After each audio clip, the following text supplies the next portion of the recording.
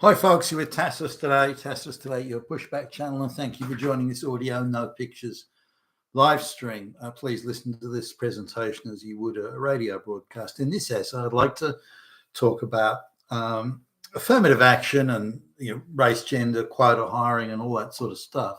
But it's sort of taken on, or certainly as I'm coming across it, at least a new level. It used to be that prestigious jobs with fancy titles and or decent pay packets were part of the if you like the race gender struggle, the forefront. Look how progressive we are. Half our executives are black lesbians. Look, So now a lot of the jobs that they filled were being specially created for them. So there was the upper management sort of doubled in size simply to create these fictitious fake jobs for these people to fill. And if you sort of go into an organisation that's got a lot of those affirmative action people, they've only got the power to say no. They've got hardly any power to say yes on anything. They can only no. So their mere presence and existence and the latitude they're permitted is quite negative. They can run around calling all the white men in the company Nazis. That they can do unchecked. But when they want to do something actually, assuming they even think of doing something positive, then that's very different. They want to sort of spend money and so no. So the more senior jobs, again, better titles, prestigious titles and bigger pay packets. That was the battlefront of affirmative action hiring. Now you can just have general quotas across the board, and that happens as well. But that was just simply an administrative process of quota. What job we got? Do we need a black lesbian for that job? Bang, done. And then it was an administrative process rather than an ideological battle in itself. But that's changed. So now quite junior jobs are falling into the ideological sort of gift-giving patronage machine, if I can use that term. So now I've noticed this a few times, but I thought they were just one-offs, and I didn't pay a whole lot of notice to it. But just recently there was yet another one. So I'm going to I thought, well, I'll just make a video out of this now. We're doing, in a business I have a sharing, we're doing business with these guys, and they this particular outfit, and they the guy we're dealing with, or have most of the dealing, is the executive vice president of sales and marketing. So and again, the work we have to do is doing mainly, so we need to have meetings with him, but he's been absenting, saying, no, I can't make the meeting. I've got something much more important, bigger fish to fry, big dramas I have to deal with. We'll have to postpone the meeting or delay the meeting. In fact, today's meeting's been delayed, which is why I'm doing this video now. But he hadn't really said why, and we hadn't asked, but it became a bit irritating, the delays and the suddenness of it kept coming up. So I sort of started making inquiries. And they've got a job they're trying to, they've advertised a job. It's like a lower to intermediate level customer service representative. It's someone who's got no decision-making authority. It's slightly more pay than the average wage. It's not prestigious. It's not well-paying. It's not important, or there's no sign-off authority or something that goes with the job. So it's pretty sort of basic job.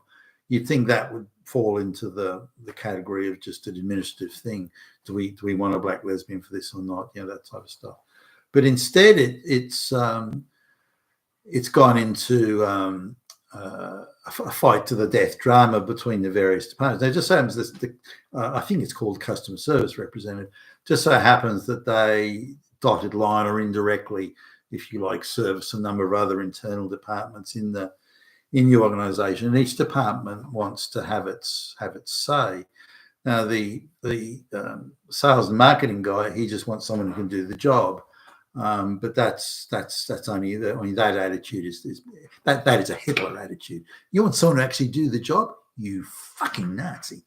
The ideology, of course, is far different from that.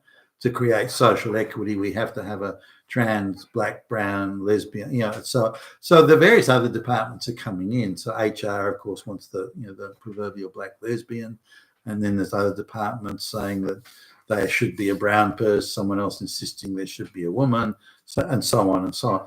Now, traditionally those roles in this organisation, at least, given the nature of the products they're handling, have always been filled by men. So there's an attitude that seems to permeate that place. Well, if men have always done it, then if we do the opposite of how it's always done, then that will be equity. That is the opposite of how it's done. So when people are thirsty, we let them drink water to get. So we do the opposite of that and let them die of thirst, and that is equity. So I mean that's the rationale that's put. So we're sort of in a peripheral sense involved, not directly involved in this. But in fact, our involvement is about zero in that specific thing. The problem is that it's distracting so much of this guy's attention. I mean, why is the VP of Sales and Marketing, and the guy's on big bucks, he'd be on his $400,000 a year. Why is he being drawn into this petty, childish bullshit of who they're going to give the job to? Now, again, I've come across a number of these instances over the last 18 months or so, and that same attitude seems to be increasingly pervasive, if not becoming all pervasive. So it's happening more and more.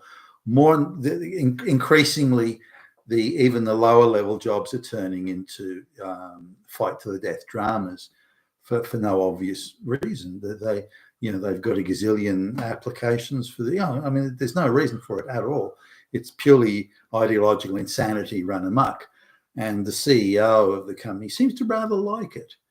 Well, like it maybe is not the right word. He likes all these petty children squabbling so he can be the big daddy that tells them, don't be naughty, you play nice. And so there seems to be this nobody really wants to stop it. That maybe the VP of Sales and Marketing, maybe it's the only one who does it. Look, just hire someone who can do the fucking job and let's get on with it. So he's more of that. But I get the impression even he likes the idea of, he can show off his woke credentials by saying he's prepared to discuss getting a black trans lesbian or something like that. So, but this again, more and more now in some of the smaller cities and even some of the smaller states of Australia, any job that pays the average wage or above has to have a sign-off, say in a government job, and it has to have the direct sign-off of the minister, the secretary, chief secretary of the department. So no job can be, just hiring the most qualified. No. Every job must come to that senior politician, and every job is seen as a piece of patronage to be given to some loyal follower. Okay, we've got a job here as, for chief street sweeper or something. Who are we going to give this to? Who do we know? Who do we like? Who is due a favour? This is how all employment is, and increasingly all employment, and increasingly in the private sector, and particularly those organisations that maybe receive a lot of government contracts. Then the view is that every job is a piece of patronage to be given to a loyal follower. Are they pro-globalisation? Are they pro-mass migration? Oh, good, we'll give it to them. What about that guy over there? No, he's asked a few questions about mass migration. He says that it may not be working out. So don't give him. No, not for him. No, absolutely not. So there's a way that the globalists are replicating themselves, and people that think their way, they're into LGBTQ, they're into mass migration and so on. They're convinced we're surrounded by all these misogynist Nazis and so on and so forth. So they're prepared to do whatever damage it takes to the society on the basis of that whatever happens, it must be better than all the evil fascist Nazi that has gone before and is currently every institution is pro the globalist project. But somehow these people think that they're fighting back against the man. Yeah, sure. So this is still playing out at this particular. So I'm amazed the time and energy. When the guy, sometimes the meeting's delayed. We get there, and this is the VP of Sales and Marketing. He comes in, and he's clearly in a state of nervous agitation. The meetings, the energy and the time is draining just from this organisation and its executive level management. I mean, it's a junior, it's a job that pays the average wage, and yet it's consuming vast amounts of time, energy, and resources as these people fight to the death over it. It's insane, but I'm seeing it more and more, and at that sort of level.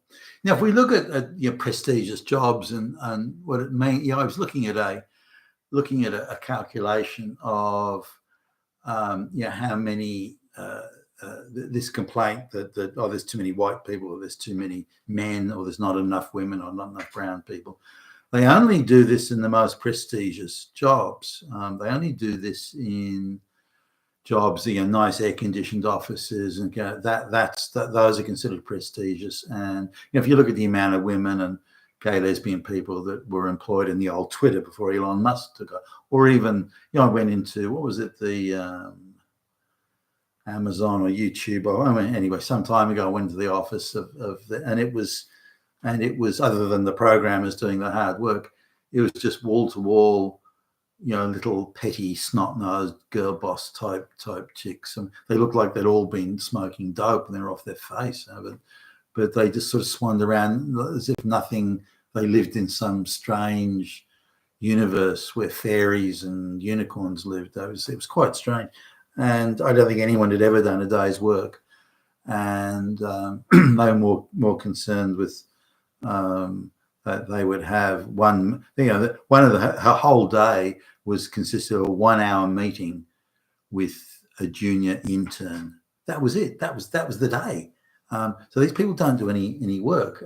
But when it comes to the real work, cleaning out the sewer pipes, or things like plumbing and carpentry, electricity, and all this sort of stuff, electricians, mechanics, any dirty job that requires getting up early in the morning and getting out, like labouring, let's say labouring or bricklaying, anything like that.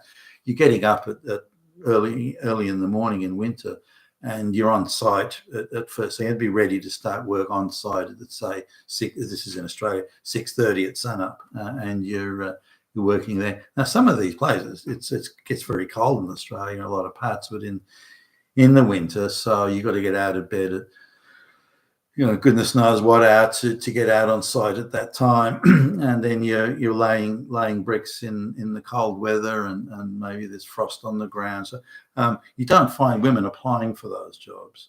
Even the angry butch lesbians don't go for that. So it's very much a job that only men do. And you look at jobs like cleaning windows on the 50th floor of the building or something like that. There's only men doing that. Now, at some point, there are some women which they highlight and promote heavily, but say in cleaning sewers, only 1 in every 300 employees cleaning sewers is women. And I'd be very surprised if they were the women who were crawling into the sewer pipes. I'd say they'd be the people standing at the top of the outside in the pipe with the radio or something. They wouldn't have, they wouldn't be in the front line of swimming through all the shit. And the same goes for any unpleasant, dirty job. It's all men that are doing it, with the odd exception.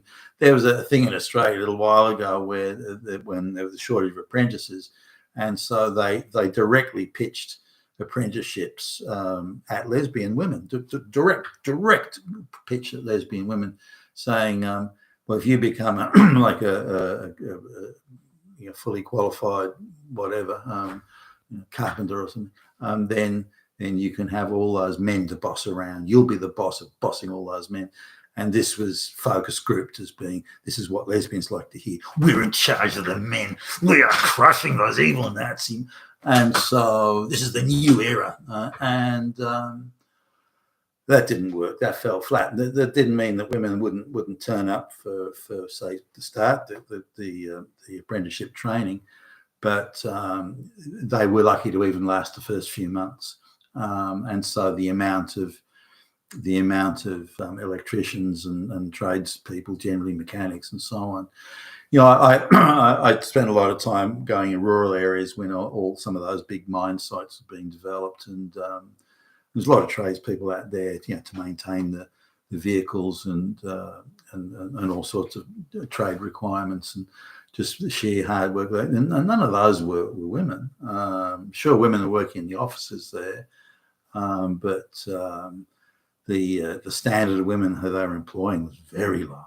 Very women who would be lucky to get a job at all were being given, with the working in remote areas and those shifts, and a woman who maybe would make $20,000 a year on a good day in the city was getting paid $100,000 to be out there. So you definitely wouldn't employ these women unless you needed to, or you had a quota to make. But the thing about jobs that are supposedly prestigious or desirable is in this customer service role, the whoever holds the job will be in an air-conditioned office. If they have to go out to see customers, they get a nice air-conditioned vehicle to drive and so on. So whilst it's not a high-paid, or I wouldn't think of prestigious at all, it's a sort of job that you can see how, in the ideological scheme of things, they would want to give it to somebody, particularly given that it's nearly always men that have it. But it's not an arduous job or a difficult job or a dirty job. But you add arduous, difficult, or even jobs that have a very tight, you must get the results. You don't get the result, you don't have the job. Women run away from those jobs quickly. They want the little job where there are just meetings all day, where they can just play little girly house, doll's house games. And that's the sort of jobs they want, and the sort of jobs that are being artificially created for them in the economy at the moment. The Soviets and the communists did this. They created these artificial bullshit jobs for women. The executive committee looking after the nursing home and all this sort of stuff. They just invented all these bullshit jobs, and just so they could say women were fully employed just like men. But the reality is every job that required actual work to be done was done by a man. You've been in Tacitus today, your pushback channel. Thank you for listening.